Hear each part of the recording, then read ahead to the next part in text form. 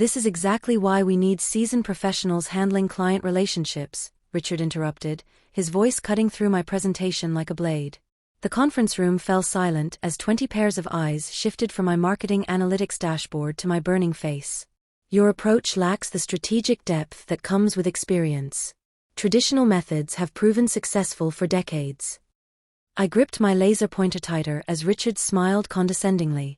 He'd been CEO for exactly 4 months and seemed determined to undermine every innovative strategy from anyone below executive level. The client, a sharp-eyed woman from Global Dynamics, leaned forward. Actually, I'd like to hear more about these engagement metrics. She squinted at my badge, then her eyes widened. Are you related to Diana Hartwell, the marketing strategist who revolutionized digital campaigns during the tech boom? Richard's smirk vanished as he glanced between us. Yes, I replied quietly. She's my mother. Before I continue this story, know that revenge doesn't always come with dramatic confrontations. Sometimes it's the quiet dismantling of someone's authority that brings the most satisfaction. If you've ever been underestimated or dismissed, you'll understand why I couldn't let this go. Stay with me till the end. My name is Elma Hartwell. At 26, I've spent my entire career trying to escape my mother's shadow. Diana Hartwell isn't just a marketing strategist, she's the strategist who developed campaigns that saved 3 Fortune 500 companies from bankruptcy during the digital revolution. Her methodologies are taught in business schools worldwide. Growing up as her daughter meant teachers expected brilliance, and classmates assumed every opportunity was handed to me. I graduated summa cum laude with a degree in digital marketing, then made a decision that shocked my family. I applied to Sterling and Associates under a simplified resume that downplayed my achievements and made no mention of my mother. I wanted to succeed based on merit, not family connections. My mother never knew I applied there. One phone call from her would have secured me a director position. Instead, I started as a junior analyst, working twice as hard as everyone else. For 3 years, I earned steady promotions through dedication and innovation. My immediate supervisor, Patricia, recognized my talents, but everything changed when she retired and Richard arrived. Richard came from a traditional firm with polished presentations and outdated methodologies.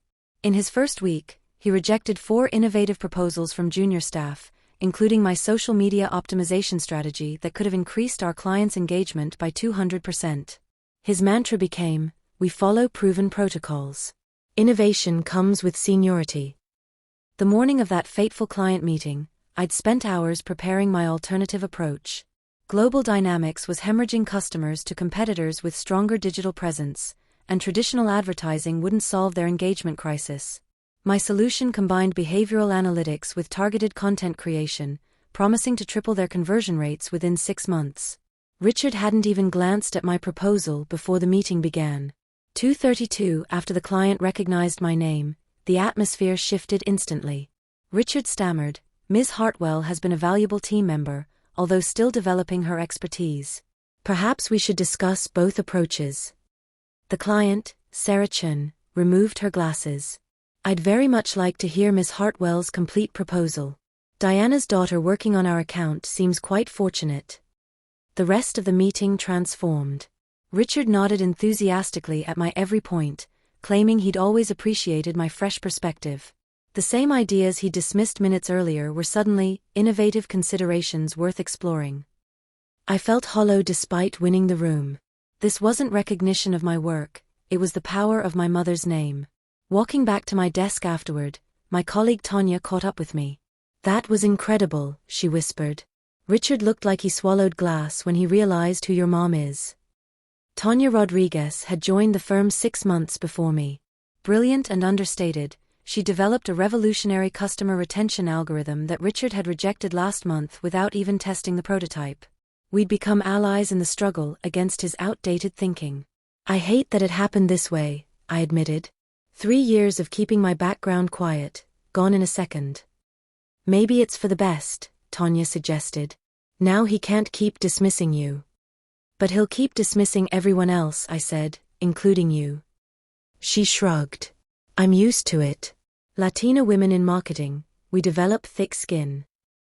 That evening, I received an email from Richard requesting a private meeting the following morning. I spent the night debating whether to address the elephant in the room or pretend nothing had changed. Richard welcomed me with unusual warmth the next day. "Elma, I've been reviewing your file. Your work has consistently exceeded expectations. I believe you're ready for more responsibility."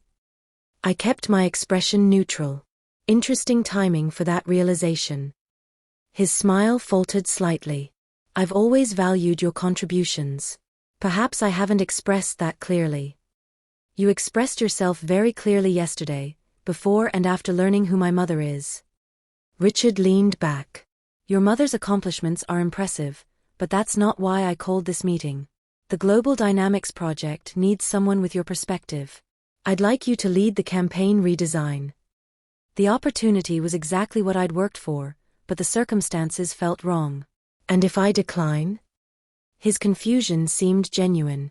"Why would you? It's a career advancement." "I want to earn my promotions, not receive them because you're afraid my mother might call." Richard's expression hardened. "That's unfair. Your work merits recognition." It merited recognition yesterday morning too. And Tanya's retention algorithm deserved more than a dismissive rejection. "That system had implementation issues," he insisted. "Issues you never bothered to explore because Tanya is just a junior analyst." He sighed heavily. "I understand you're upset about yesterday, but this opportunity—" "I'll accept on one condition," I interrupted. "Tanya's algorithm gets proper evaluation and testing resources." Richard hesitated, then nodded. "I can arrange that." I left his office with mixed feelings. I'd secured resources for Tanya's project, but at what cost? Would my colleagues now see me as someone who leveraged family connections? Over the following weeks, Richard's behavior shifted dramatically toward me. He invited me to senior meetings, praised my inputs, and repeatedly mentioned how he'd always seen potential in me. Yet his treatment of other junior staff remained unchanged. Ideas were dismissed without proper consideration. Innovation remained the domain of senior executives. Tanya's algorithm received its promised evaluation, but with minimal resources and restrictive parameters. When it inevitably underperformed under those constraints, Richard smiled sympathetically. "See? This is why experience matters. Good concept, impractical execution." I watched Tanya's shoulders slump as months of work was dismissed. That night, I called my mother for the first time in weeks. "Mom, how did you handle people who refuse to see value in new approaches?" Diana Hartwell's laugh was warm through the phone. "You found one of those, did you? Marketing is full of them. People who mistake familiarity for effectiveness. This CEO at work, he's stifling everyone, especially the younger team members. Ah, the old guard. They forget that every proven method was once an untested innovation." She paused. "Does he know you're my daughter?" I hesitated. "He does now." "That's part of the problem. He treats me differently but still dismisses everyone else." "Then you have leverage," my mother said simply. "Use it wisely." "I don't want special treatment." "Then don't use it for yourself. Use it for others." Her words stayed with me. The next morning, an announcement appeared in our inboxes. The annual Campaign Excellence Awards were opening for submissions. The winning project would receive full funding and implementation support, with significant bonuses for the team involved. This was my opportunity. I approached Tanya during lunch. "Let's collaborate on an award submission. Your retention algorithm paired with my behavioral analytics." Her eyes widened. "Richard will never approve it." "He won't have to. The judging panel includes the board of directors and external experts. But if we win, he'll oversee implementation." I smiled. "Exactly." The plan crystallized over the following days. We would create a proposal so technically sophisticated that the judging panel couldn't ignore it, yet structured in a way that Richard couldn't possibly understand its core mechanisms. He would be forced to either admit his ignorance or pretend knowledge he didn't possess. We worked evenings and weekends refining Tanya's algorithm and integrating it with my analytics model. The result was beautiful in its efficiency, a customer engagement solution that would revolutionize client retention while reducing acquisition costs by 60%. The submission form asked for recommended implementation leadership. Instead of naming ourselves, I listed: Senior Oversight, Richard Blackwood. Technical Development, Elma Hartwell, Tanya Rodriguez. Tanya questioned this decision. Why give him credit? Because this isn't about credit, I explained. It's about exposing competence, or the lack of it. When the finalists were announced, our project made the cut. Richard called me into his office immediately. Congratulations on making the finals, he said, smiling broadly. I'm honored you recommended me for oversight. You're the CEO, I replied. It seemed appropriate. Absolutely, though I'll need a comprehensive briefing on the technical aspects. I nodded. Of course, though the presentation to the board will need to come from senior leadership. His smile faltered slightly. Naturally. I'll present the overview, and you can handle any detailed questions. Actually, the guidelines specify that the named project leader must demonstrate comprehensive understanding. Supporting team members aren't permitted to answer questions during the final presentation. The color drained from Richard's face. I see.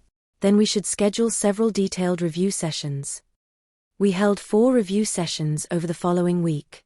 In each one, Richard struggled to grasp the fundamental principles behind our system. Tanya and I explained using increasingly complex terminology, providing just enough clarity for him to think he understood before introducing new complications. The day before the final presentation, Richard looked overwhelmed. Perhaps we should simplify the explanation. The board includes 2 marketing PhDs, I reminded him. They'll expect technical precision. Richard spent the night reviewing our materials. When he entered the boardroom the next morning, his confident facade couldn't hide the anxiety in his eyes. His presentation started smoothly with the prepared slides, but faltered when board member Dr. Williams asked about the algorithmic decision trees in the retention subsystem. Richard glanced at me desperately before attempting an answer that revealed his fundamental misunderstanding. I maintained a neutral expression as the board members exchanged glances. Perhaps, said Dr. Williams, we should hear from the technical team who developed this. Ms. Hartwell, Ms. Rodriguez, while protocol suggests Mr. Blackwood should handle questions, would you mind elaborating? Richard had no choice but to agree. Tanya and I explained our system with precision and passion. The board was visibly impressed, asking penetrating questions that we answered with confidence born from genuine understanding. When the winner was announced the following week, our project was selected unanimously. The board's feedback noted, groundbreaking approach with exceptional technical mastery demonstrated by the development team. If you're enjoying this story of workplace justice unfolding, make sure to like this video and subscribe to our channel. Hit that notification bell because the second half reveals exactly how I turned the tables on Richard. And trust me, the satisfaction of seeing him realize his position was about to change forever is worth every second. Now, let's continue with how the revenge plan truly comes together. The victory celebration was bittersweet. Upper management praised our innovation while Richard stood nearby, smiling tightly as executives congratulated him on fostering such creativity in his team. No one seemed to notice or care about his fumbled technical explanation during the presentation. The system was functioning as designed, credit flowed upward. That evening, as Tanya and I shared a quiet dinner to celebrate, she asked the question I'd been avoiding. So what now? We won, but Richard still looks good to management. I twirled my fork thoughtfully. The presentation was just phase 1. Implementation is where things get interesting. The project timeline gave us 8 months to move from concept to full deployment. Richard scheduled our first client review with Global Dynamics for the following week, clearly intending to establish himself as the project authority from the start. The morning of the review, he called me into his office. I've prepared the presentation slides, he said, turning his monitor toward me. I've streamlined the technical aspects to make them more accessible. I reviewed his slides, noting how he'd reduced our complex algorithms to basic flowcharts that missed crucial elements. These simplifications create inaccuracies. The client needs to understand the actual process. Too much technical detail will confuse them, Richard insisted. Sarah Chun has an MBA with a focus on data analytics, I countered. She'll notice the inconsistencies immediately. Richard frowned. Fine. Add whatever technical slides you think necessary, but keep them for backup. We'll only use them if questions arise. I nodded and returned to my desk where Tanya waited expectantly. He's setting himself up perfectly, I whispered, updating the presentation with properly detailed technical slides, not as backup, but in a separate file. When Sarah Chun arrived with her team, Richard began confidently with his oversimplified presentation. Barely 10 minutes in, Global Dynamics data analyst raised her hand. This overview seems to omit the predictive modeling components that made your proposal superior to traditional retention methods. Could you elaborate on the machine learning integration? Richard paused, clearly searching for words. Of course. The predictive elements create efficiency through advanced data processing. The client team exchanged glances. Perhaps a more detailed explanation, pressed the analyst. Richard looked at me desperately. I opened my laptop and displayed the technical slides I'd prepared. If I may, I've prepared some additional materials that might address your question. For the next hour, I explained the system's core innovations while Richard stood awkwardly to the side, occasionally interjecting with generic phrases like exactly as we envisioned or precisely the advantage we identified. By meeting's end, it was clear to everyone who truly understood the project. As we gathered our materials, Sarah Chin approached me directly. Miss Hartwell, I'd appreciate if you could be my direct contact for technical matters going forward. Richard overheard and quickly inserted himself. All communication should flow through proper channels. As CEO, I need to maintain oversight.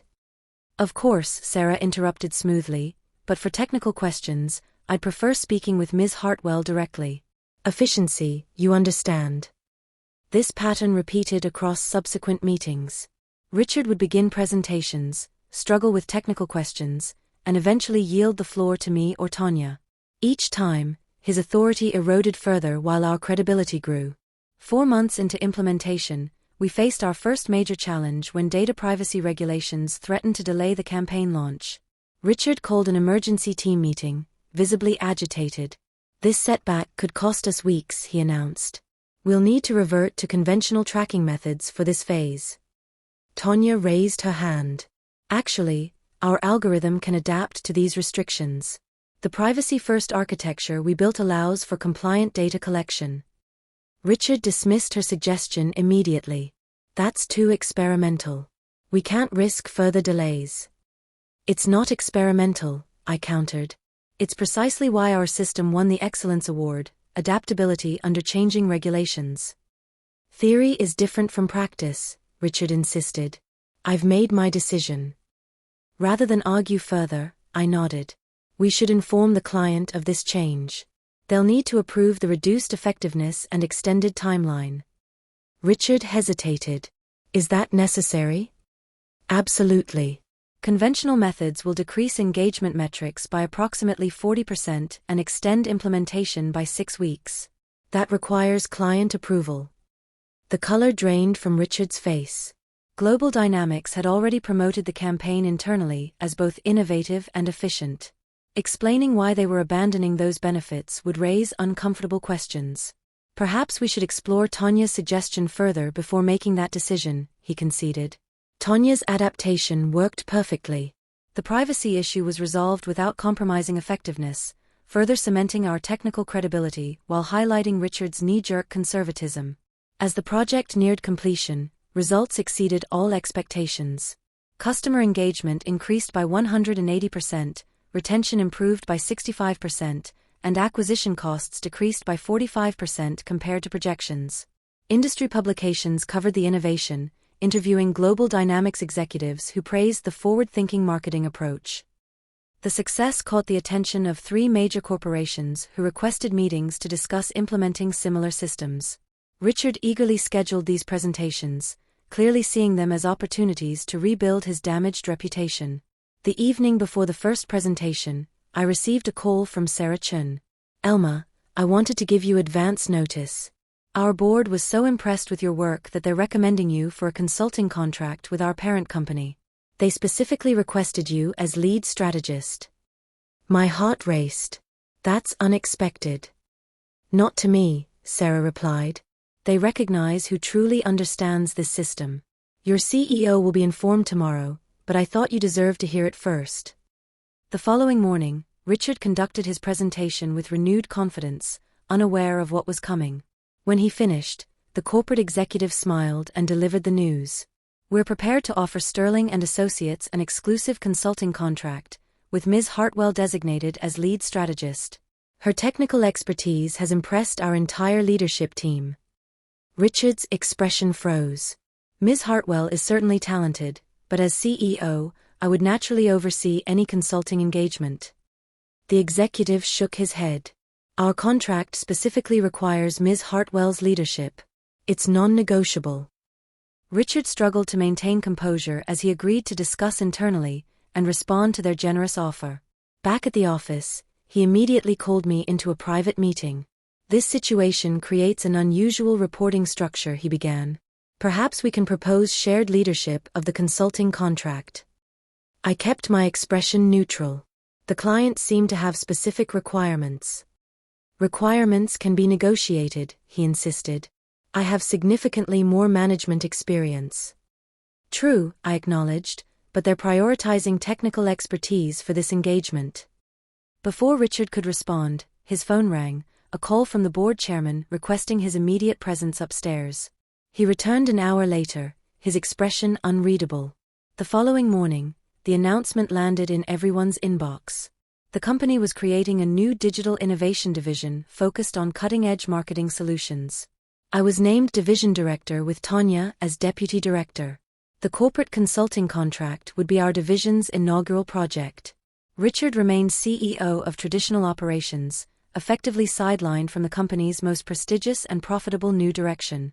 The announcement included a statement from the board chairman. This restructuring allows us to leverage the exceptional innovation demonstrated by Elma Hartwell and Tanya Rodriguez while maintaining our commitment to proven methodologies under Richard Blackwood's experienced leadership.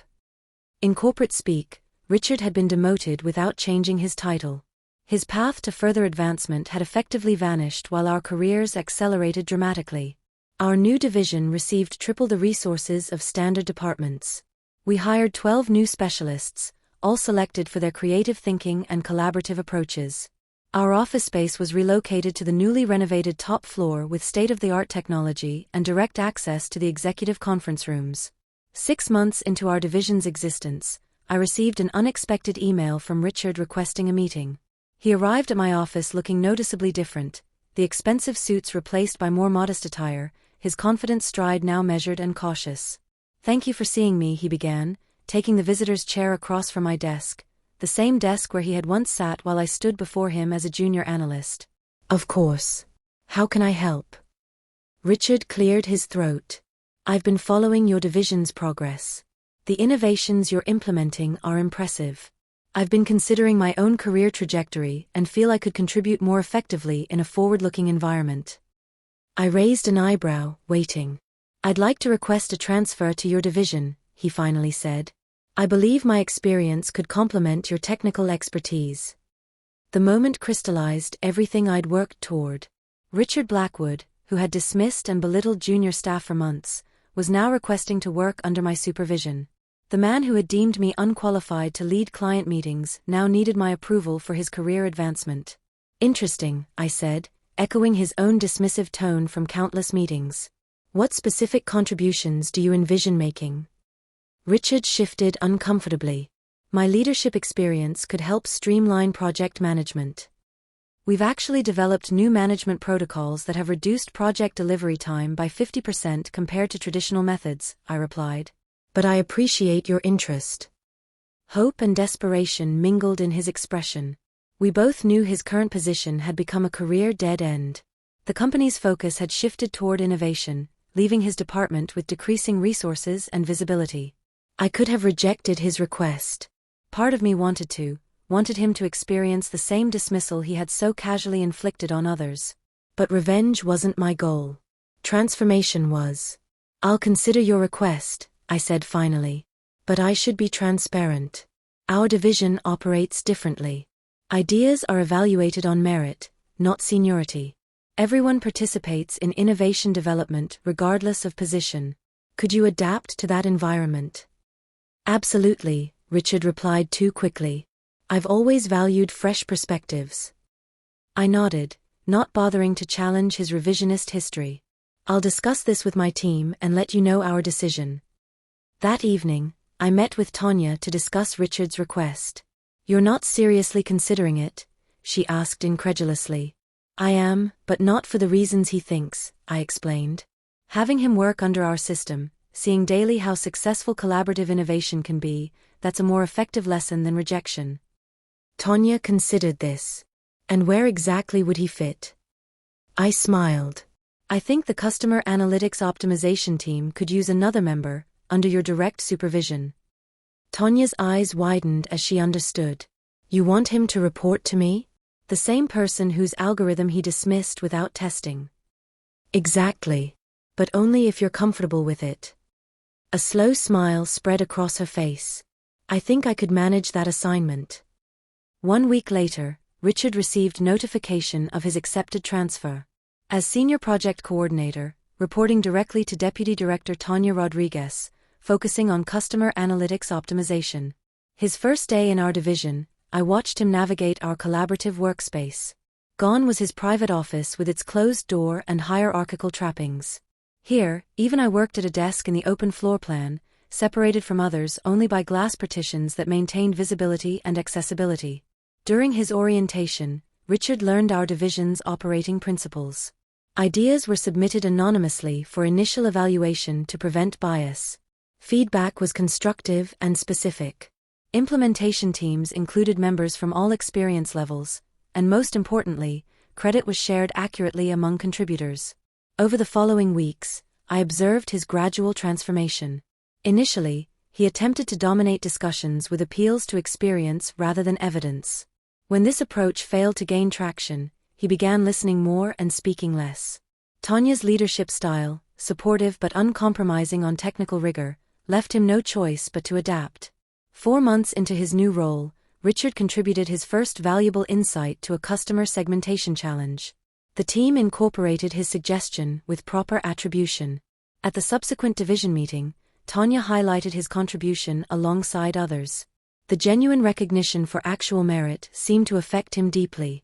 One evening, as most staff had departed, I noticed Richard working late, helping a newly hired analyst troubleshoot a data visualization problem. Their heads bent together over the computer, hierarchy forgotten in the collaborative process. When they solved the issue, their shared excitement was visible even from across the room. As Richard gathered his things to leave, he noticed me watching and approached my desk. "I need to say something," he began awkwardly. "I understand now what you were trying to tell me all those months ago, about evaluating ideas on merit, not seniority, about the value in junior perspectives." He paused. "I was wrong, and I'm sorry." I nodded, accepting his apology without diminishing its importance by dismissing it. "This division runs the way marketing should," he continued. "Everyone contributing based on what they know, not where they sit in the hierarchy." "That was always the goal," I replied. "Good marketing isn't about protecting territory. It's about finding the best solutions, regardless of where they originate." Richard nodded thoughtfully. "I wish I'd understood that sooner." As he turned to leave, I called after him. "Your segmentation analysis for the healthcare client, it was genuinely insightful. You should develop it further." The surprise and gratification in his expression confirmed what I'd suspected. Beneath his defensive posturing had been someone who actually wanted to contribute meaningfully, but had forgotten how. My revenge, if you could call it that, wasn't about destroying Richard's career or publicly humiliating him.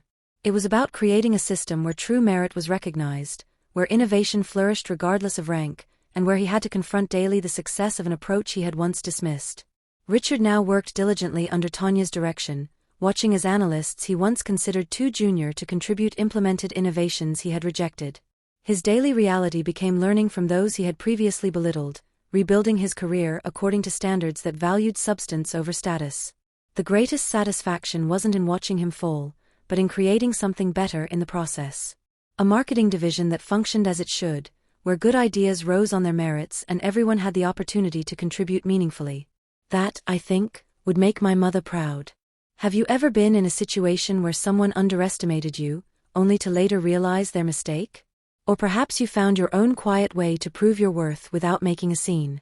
I'd love to hear your stories in the comments below. How did you handle being dismissed or overlooked? Did you confront the situation directly, or find more subtle ways to demonstrate your value. If this story resonated with you, please hit that like button and subscribe to our channel for more narratives about workplace dynamics, professional growth, and the satisfaction of earning recognition through genuine merit rather than connections. Share this video with someone who might need to hear that sometimes the best revenge isn't loud confrontation, it's building something better and watching others adapt to your standards instead of compromising yours. Remember, true power isn't about titles or positions. It's about creating systems where everyone can contribute their best work. Thanks for listening to my story, and I'll see you in the next video.